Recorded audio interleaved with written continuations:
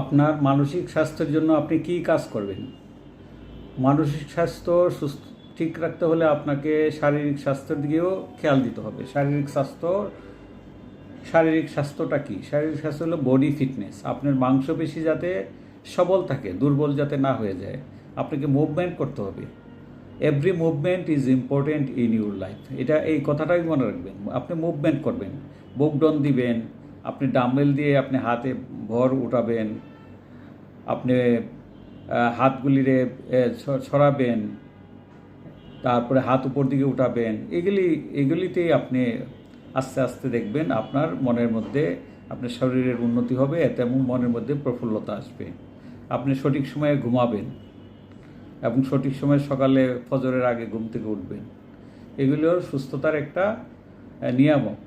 আর খাবেন, কি খাবেন? জিঙ্ক খাবেন, তারপরে ওমেগা-3 ফ্যাটি অ্যাসিড খাবেন, OMG-3 নামে পাওয়া যায়। আপনি কালো জিরা খাবেন।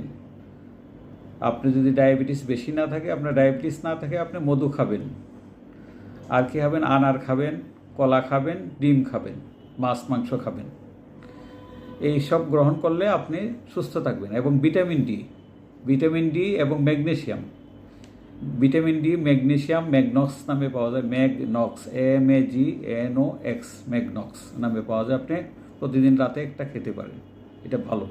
আর জিঙ্ক খাবেন, জিঙ্ক ট্যাবলেটও পাওয়া যায়। আর কি খাবেন? জিঙ্ক ট্যাবলেটের পরে ভিটামিন ডি খাবেন। আপনার ভিটামিন ডি লেভেল যাতে স্বাভাবিক থাকে, আপনি ভিটামিন ডি মাঝে মাঝে খাবেন। ধন্যবাদ।